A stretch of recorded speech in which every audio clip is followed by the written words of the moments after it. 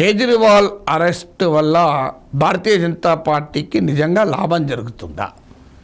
సహజంగా లోక్సభ ఎన్నికల సమయంలో ఈ అరెస్ట్ జరగడం వల్ల అనివార్యంగా 2024 ఎలక్షన్స్ పైన దీని ప్రభావము చర్చకు వస్తుంది. హేమంత్ సోరెన్ అరెస్టు, కవిత అరెస్టు, మనీష్ వరకు ఒక ఎత్తు, అరవింద్ కేజ్రీవాల్ అరెస్ట్ ఇంకో ఎత్తు. అరవింద్ కేజ్రీవాల్కి వచ్చే వరకు ఉన్నటువంటి ఇమేజ్ అనేది ఒక కీలకమైన అంశం. ఆమ్ ఆద్మీ పార్టీని అంగీకరించిన వారు, ఆమ్ ఆద్మీ పార్టీని విధానాల్ని ప్రశ్నించేవారు, కేజ్రీవాల్ చర్యల్ని వ్యవహారాల్ని అంగీకరించిన వారు కూడా అరవింద్ కేజ్రీవాల్ పెద్ద ఎత్తున అవినీతికి పాల్పడి ఆస్తులు కూడబెట్టాడు అనే అంశాన్ని నమ్ముతారా అనేది ఒక ప్రశ్న. ఇప్పటి వరకు ఈ ఎన్ఫోర్స్మెంట్ డైరెక్టరేట్ కూడా ఆరోపిస్తున్నది అరవింద్ కేజ్రీవాల్ హవాలా మార్గంలో విదేశాలకు డబ్బు తరలించాడనో, లేదా స్విస్ బ్యాంకుల్లో డబ్బులు దాచుకున్నాడనో, ఆయన అక్రమ ఆస్తుల్ని వందల కోట్ల వేల కోట్ల ఆస్తులు కూడబెట్టాడనో, షెల్ కంపెనీలు పెట్టుకున్నాడనో ఎక్కడ ఆరోపణ చేయడం లేదు. ఎన్ఫోర్స్మెంట్ డైరెక్టరేట్ ఆరోపణల్లో ఢిల్లీ ప్రభుత్వము మద్యం విధానాన్ని కొంతమంది లిక్కర్ హోల్సేలర్స్కు అనుకూలంగా ఉండేలా రూపొందించింది. ఫలితంగా ఈ సేలర్స్ ఆమ్ ఆద్మీ పార్టీకి పంజాబ్, గోవా, గుజరాత్ ఎన్నికల కొరకు నిధులు సమకూర్చారన్నది ఆరోపణ. అందువల్ల మన దేశంలో రాజకీయ పార్టీలు వందల కోట్లు ఖర్చు పెడతారన్నది అందరికీ తెలుసు. సో అరవింద్ కేజ్రీవాల్పై కూడా ఆరోపణ ఏంటి? ఎన్నికల ఖర్చు కొరకు లిక్కర్ లాబీ నుంచి డబ్బులు తీసుకున్నాడే.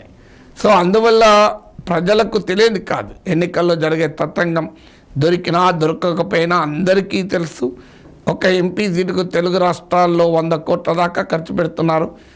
ఏకంగా బీజేపీ అభ్యర్థి అయిన రఘునందన్, బీజేపీ మాజీ ఎమ్మెల్యే ఇప్పుడు ఎంపీగా పోటీ చేస్తున్న రఘునందన్ చెప్పాడు, మునుగోడులో 100 కోట్లు ఖర్చు పెట్టినా మా పార్టీ గెలవలేదు అని. అందువల్ల ఒక అసెంబ్లీ ఉప ఎన్నికల్లో 100 కోట్లు ఖర్చు పెట్టిన ఒక పార్టీ ఖర్చు పెట్టిన చరిత్ర ఉండగా 3 రాష్ట్రాల అసెంబ్లీ ఎన్నికల కొరకు 100 కోట్ల ముడుపులు తిన్నాడు కేజ్రీవాల్ అన్నది జనం నమ్మినా, ఇది ఒక పెద్ద ఎత్తున వ్యక్తిగత అవినీతిగా భావించి కేజ్రీవాల్ని అసహించుకొని ఆయన అరెస్ట్ చేసినందుకు మోడీని సమర్థిస్తారా అనేది క్వశ్చన్ మార్క్. అఫ్కోర్స్ అవినీతి అది వ్యక్తిగత అవసరాల కొరకు తిన్నా లేదా పార్టీ అవసరాల కొరకు ఎన్నికల్లో ఖర్చు పెట్టడానికి తిన్న దాన్ని మనమేం సమర్థించలేం. అయినా అవినీతి జరిగిందా లేదా అనేది కోర్టులో ఎస్టాబ్లిష్ జరగాలి. కానీ దాని పొలిటికల్ ఇంపాక్ట్ ఏముంటుంది అనేది క్వశ్చన్. ఎందుకంటే మన దేశంలో అవినీతి పరులను ఎన్నికల్లో శిక్షించిన చరిత్ర కూడా ఏం లేదు మన దేశంలో. అనేక మంది అవినీతి ఆరోపణలు ఉన్నవారు, సిబిఐ, ఈడీ కేసు ఉన్నవాళ్ళు యథేచ్ఛగా ప్రభుత్వాధినేతలు కూడా అవుతున్నటువంటి సమాజంలో మనం బతుకుతున్నాం. అందువల్ల కేజ్రీవాల్ అవినీతి పరుడు, 100 కోట్లు అవినీతికి పాల్పడ్డాడు అనే అంశం ఆధారంగానే ప్రజలు ఆయన పట్ల వ్యతిరేకంగా, ఆయన అరెస్టును స్వాగతిస్తూ బీజేపీ పట్ల సానుకూలంగా స్పందిస్తారా అన్నది ఒక పెద్ద బిగ్ క్వశ్చన్ మార్క్.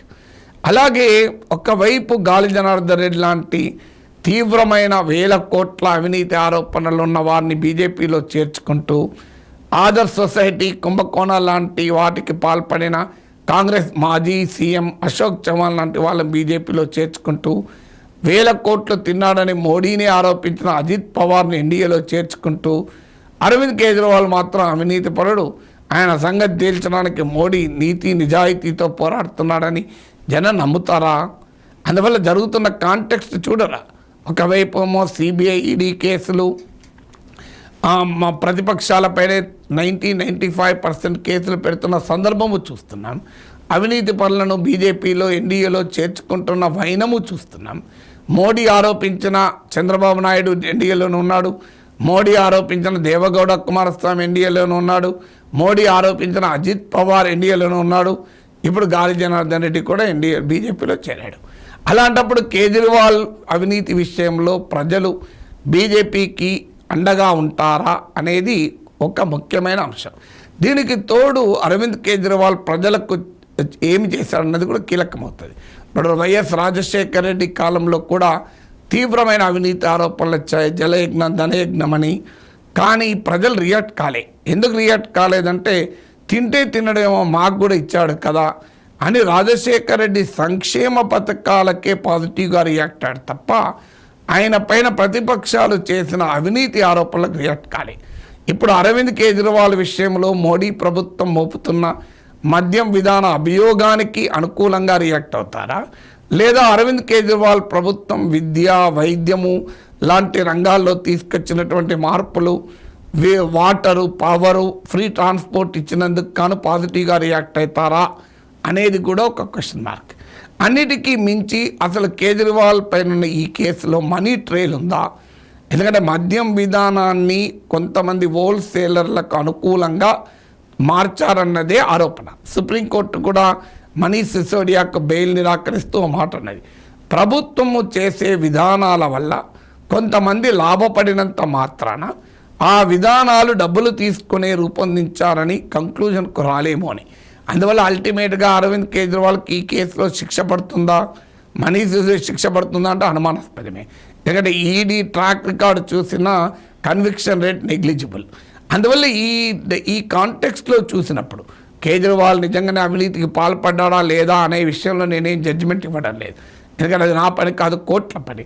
కానీ అవినీతి ఆరోపణలపైన అరవింద్ కేజ్రీవాల్ను రాజకీయంగా ఓడించి అరవింద్ కేజ్రీవాల్ లోపలేయడం ద్వారా భారతీయ జనతా పార్టీ రాజకీయంగా లాభపడుతుందా అన్నది అనుమానాస్పదమే. ఢిల్లీలో ఇప్పటికే బీజేపీకి 7 సీట్లు ఉన్నాయి. అందువల్ల రేపు ఎన్నికల్లో తేలుతుంది కేజ్రీవాల్ అరెస్ట్ ఎపిసోడ్ బీజేపీకి లాభమైందా నష్టమైందా అని.